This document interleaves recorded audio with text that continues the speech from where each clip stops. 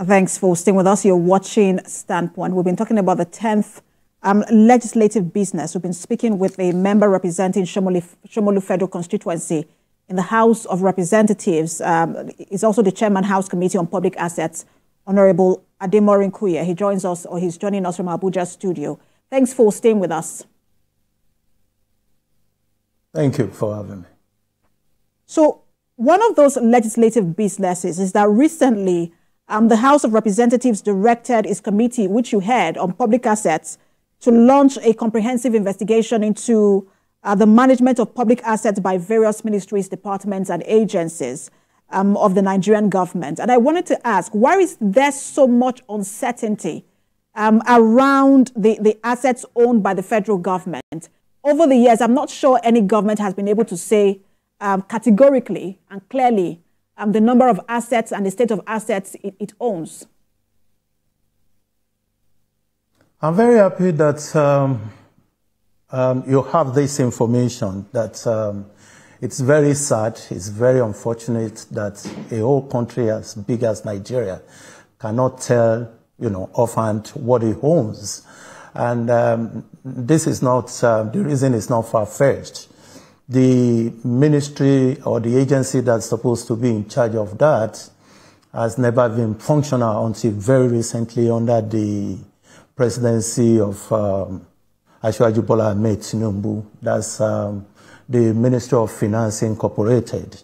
And when this committee, which is a very new committee, was established by the new leadership, the first thing we discovered was that the Ministry of Finance Incorporated does not even have a law through which it's supposed to operate. The last law they had was the Ministry of Finance Incorporated Act of 1959. So the first thing we did was to bring up a bill, for the repeal and then the enactment of a new Ministry of Finance Incorporated Bill of 2024. And this has passed the first reading. It's already on listed for second reading. And we're sure that this will be speedily done. After the resolution of the House, we have equally had stakeholders meeting where we invited people from the office of the SGF, because we believe that the office of the Secretary to the government of the Federation equally has a big role to play in all of this, because ordinarily in other climes, the office of the Secretary is supposed to be the repository of the assets of the Federation. All the ministries are supposed to have their records there. And we have equally met with the MD, the Managing Director in charge of Ministry of Finance Incorporated, with all his team. We have met with the leadership of the EFCC, inviting them to know what assets are already in their possession, where they have final forfeiture. We have invited a whole lot of agencies. And the revelation was quite shocking, You can imagine head of agencies saying that they don't even know what they own. And that the ones that they own, are not protected, they are not documented. And that's responsible for a lot of encroachments, stealing of federal government assets all over the place. You go to universities, because even in our universities and polytechnics, federal polytechnics, you find real estate developers coming in through the back doors into university lands all over Nigeria. It's all over. It's all over. It's quite painful, very, very, very sad. Those are the things that we have been able to establish in our own little way in the committee.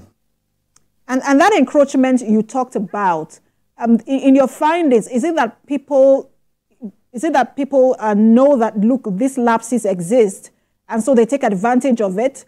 Or that it's just that, well, they find a place where nobody's occupying and then they want to occupy it?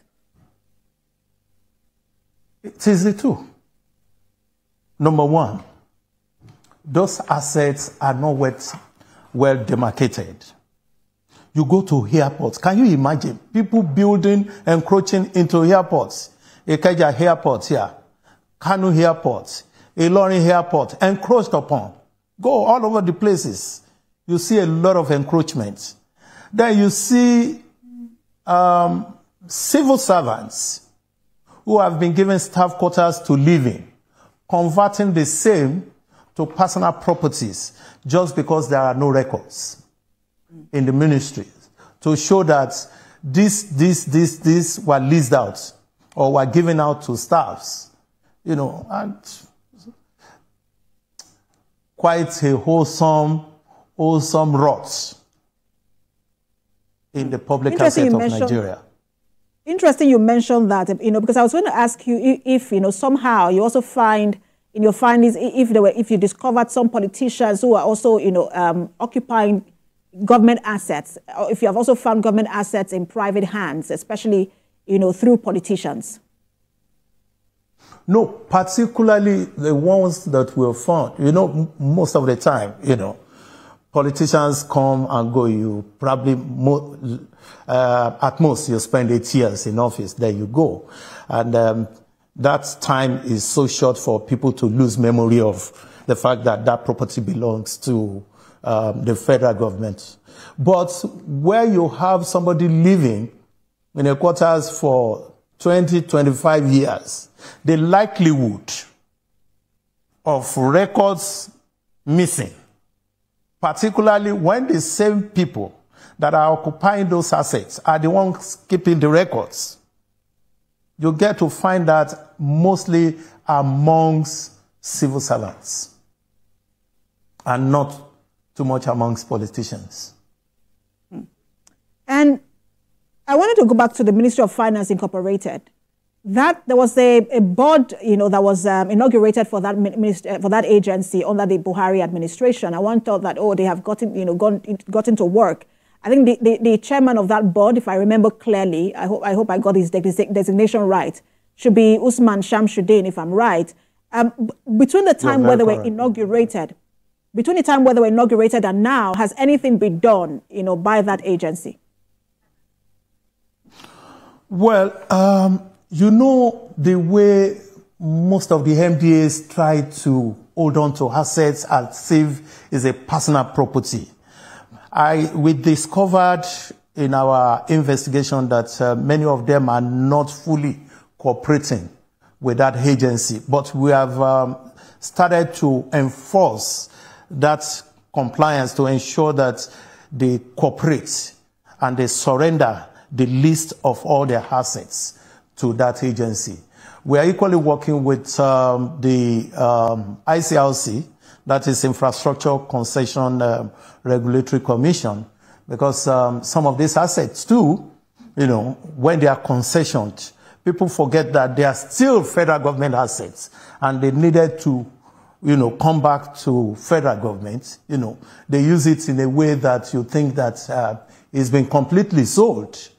So we're equally working on that too, you know, and we're making the ICRC and MOFI and PPE to work together, to collaborate, and not see themselves as rivals, you know, see themselves as, that's what the committee has been doing, see themselves as partner in progress. You know, Honourable Kuye, it's difficult to believe that no one in government, at whatever level, would not be interested in knowing what the national assets are and documenting them. This loophole, is it deliberate, or is it out of ignorance? Because it's this one's imagination. Let's even talk about this particular, since 1999, this dispensation. At least we're in a democracy. Somebody should have been interested in knowing these assets. Is it that those who were responsible decided to leave those loopholes to take advantage of, or there were just ignorance in that regard? Well, if you say they are ignorant of it, it's okay. If you say it's deliberate, I'll agree more with that in order to take advantage of it. Because if you see what happened between 1999 and 2007 in the sales of government assets, you will know that it is deliberate. For example, I'll cite an example for you. I'm sure you know the Federal Radio Corporation building at Martin Street, right in front of Great Nigerian House. It's a 7-story building. It was sold during that dispensation when they were selling public assets. And you know, can you imagine how much it was sold for? 100 million. A 7-story building. And so many assets like that were sold. But what we're saying is that let us have a registry. Let us have a data bank. Let us have an asset register where all these assets are kept.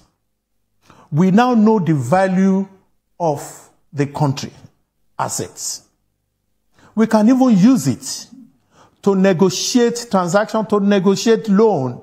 We are not undervalued when we have that asset, by international organizations, financial institutions, but if you don't have it, you are banked only against your crude oil, which is not supposed to be. So some of these things we're investigating, some of these sales we're investigating, and we're going to make sure that all those found culpable are recommended for sanctions. How resolute is your committee in terms of recovering these assets? And what are some of the challenges you are facing? Well, some of the assets have passed from hand to about third party, fourth, fifth parties. And it becomes almost impossible to trace some of them because even the MDAs that are supposed to own them don't even have records of them. Don't even have records of them. It is the committee now, unfortunately, we can't get enough fund to do our oversight work going to every state because there is no state in the country that does not have federal government asset. But unfortunately, the funding is not coming, We need to go to those places. Those assets, we can see them on the ground. I was in Ibadan recently for a party. And after the party, the following morning, I set out with my driver and some other friends, And I started looking around because I know that because I schooled in Ibadan. I went to University of Ife when it was still Oyo State. And I did my NYC in Ibadan. All right? And I know that there was some federal government assets around. I went there. Lo and behold, a whole lot of them have been sold. And they are now private properties. And I'm like, what has happened to this? But along the way, we were able to see some. And the state governments are not helping matters too. Because some state governments are just jumping on federal government assets without the permission of the federal government and converting them to residential estates and selling them. This must stop. But unfortunately, we can't do everything except we are well supported.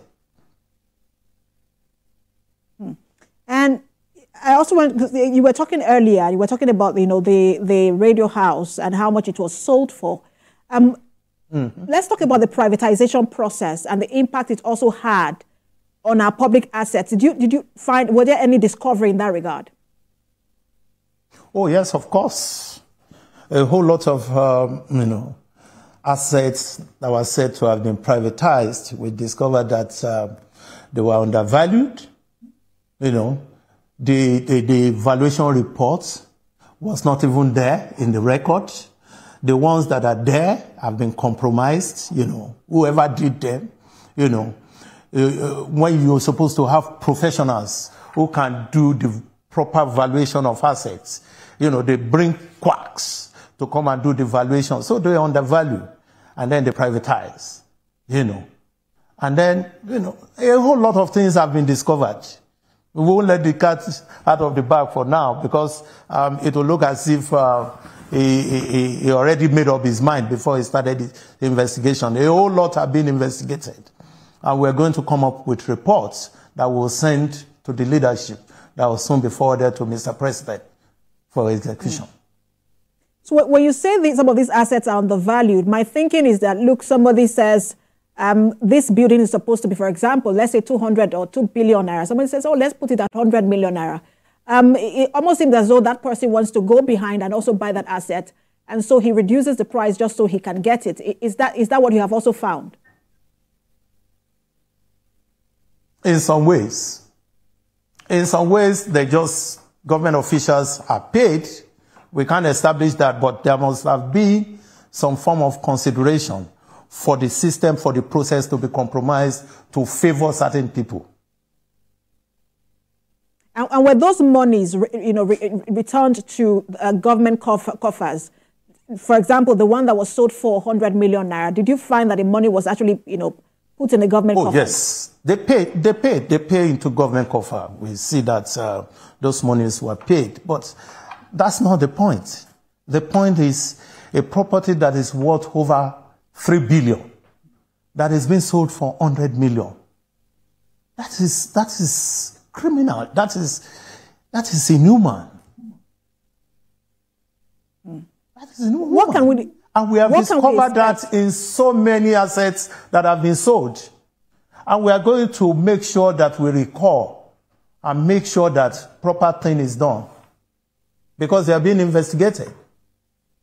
And at the end of this investigation, what can we expect from your community? I will cite an example for you. An agency of government entered into a PPP arrangement with a property development to build 32 flats in a high-rise building.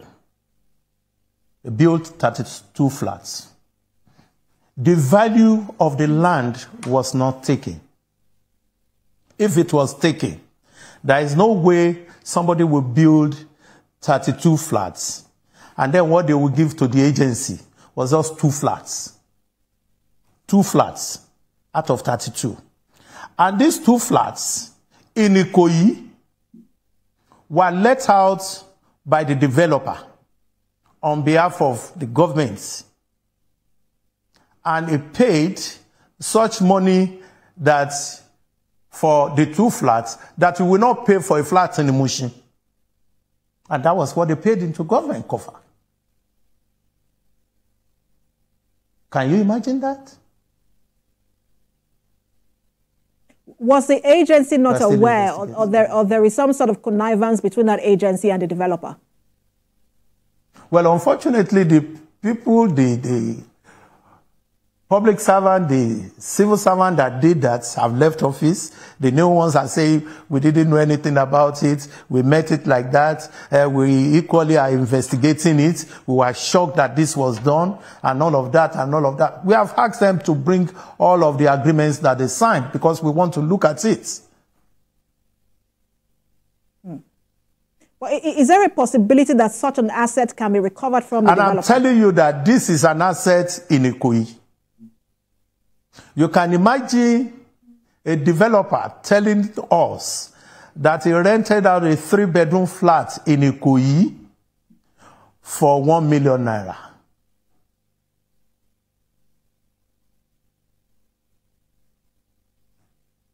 How is that done? How can that be? How can that be? And there are so many assets like that that have been leased out. So many assets like that that have been leased out that we're looking at. But of course, it's not, it's not a sprint race. It's not another meters dash. You have to give people, the benefit of doubt, Let them come up with their own evidence. Let them table it before us. We'll look at it. If it is right, we let it go. If it is not, we impose the necessary sanction. At the end of this investigation, can we also expect a comprehensive national asset register by the time you're done? That's the end result. That's exactly where we're going. That's exactly where we're going. I must commend some of the MDAs are really cooperating with us. For example, NIPOSTs have submitted all their assets to the best of what they can find. But unfortunately, like I told the Postmaster General, I told her that that we have members in all the federal constituencies, 360. We have members in the 774 local government who have been using these members to get information for us from their respective constituencies. Even where the government officials cannot reach, our own members can reach, call their constituents and say, do you have any federal government assets within your locality? We are getting information from that side too that, contradicts some of the submissions that have been made to us. You mentioned NIPOST. I was going to ask you about that, but I can also imagine the assets for NITEL and NEPA as well. Any findings in that area as well? Well, don't forget that 3 agencies were created, NEMSA, NEMCO, NAPTIM, under NEPA, NEMCO was given the mandate to sell some of the non-core assets of NEPA, and they are doing that. We're looking at that too. Some of the assets that they have sold, we're looking at the value they put to some of the assets, and we're coming up with our own reports after the conclusion of investigation. They have submitted what they have sold. They are selling in batches, including assets that are outside the country. NEPA has assets outside the country. Same thing with MPA. Same thing with NEMASA. So all those assets outside the country too, we are looking at them, making sure that the right value are put on those assets. And where we find that the right value has not been put by our own efforts, getting our own consultant with our own funding to work for us, because nobody seems to be interested in what we're doing, because they feel that, you can imagine, you cannot go to the agency that you are investigating to come and give you money, knowing that you are going to use that money against them. So they are not cooperating. We are not getting anything from them. And, the purse of the National Assembly is not that big, to support this effort. But we are just in our own little way, because of our commitments, a sense of patriotism, that this is a task that we must do and accomplish for the benefit of Nigerians. Honourable Kuye, I have, quite revealing conversations, and we hope to find, as you continue, as this investigation progresses, we'll continue to have conversations with you just to know some of the findings you have. But I don't want to leave you without asking you 2 very important questions. I want to assure you that we would be sending out invitations to you to come to all of our hearings so that you get all this information firsthand. Absolutely. We would love to do that. But let me ask you quickly 2 questions before we wrap. One of them is your assessment of this administration, that's the Bola Tinubu administration. And then I also want to get tell us about what you've done in your own constituency. Because one of the biggest challenges people talk about is, lawmakers just stay in Abuja. Laws are being made, it doesn't trickle down. The benefits of lawmaking doesn't trickle down to their constituencies. So I would like to know what you have done for your constituency and then your assessment of this administration in 1 year. All right, let's start with the assessment of this administration. For me, this administration has done well. They have done extremely well, coming from where we're coming from. You understand? My assessment is based on the fact that when I look at the monthly allocation that is going to the states and the local government now, I see that it has tripled. And if only, you know, our state governors, you know, allow for the money to really get to the grassroots, you know, I'm sure that Nigerians will be better for it. And I say this with all sense of responsibility and honesty. 3/4 of our states today do not have democratically elected local governments. And that is unconstitutional and is very sad. It's unacceptable. I can tell you authoritatively that, for example, Anambra State have not had local government administration, democratically elected local government administration in the last almost 20 years. Why won't there be agitations? When the local governments cannot have their correct funding, then there is a gap between the governed and the government. And until that gap is bridged, and it can only be bridged through effective administration at the local government. Because most of the things that are supposed to be done are at the local governments. 60% of the roads in any local government belongs to the local government. 30% belongs to the state, and 10% belongs to the federal in every local government. And that is why it is very important that we amend the Constitution to ensure that local governments get their funding. And where any state withhold local government funding, then the law should permit for the money to be withheld or paid directly to the local governments. And I'm saying that part of the maybe section 6, 7 or 5, 6 of section 162 of the Constitution needed to be expunged. Because that is the section that provides for the joint state local government accounts. And that is where the manipulation comes from. If only the money that is being released on a monthly basis, times 3 of what they were receiving before now, before the Asiwaju Bola Ahmed Tinubu government began, 3 times of what they are receiving now, if it gets to the grassroots, then there will be peace in the land. There will be prosperity in the land. Right, Honourable Kuye, that's the much time that I have. I wish you could talk about what you've done for your constituency, but I'm sure we'll have you again as the Assembly marks, 1 year in office, or 1 year of the 10th Assembly. Thank you so much for your time. Member representing Somolu Federal Constituency in the House of Representatives and Chairman, House Committee on Public Assets, Honourable Ademorin Kuye. Thank you for having me. Thank you. That standpoint this week. Remember,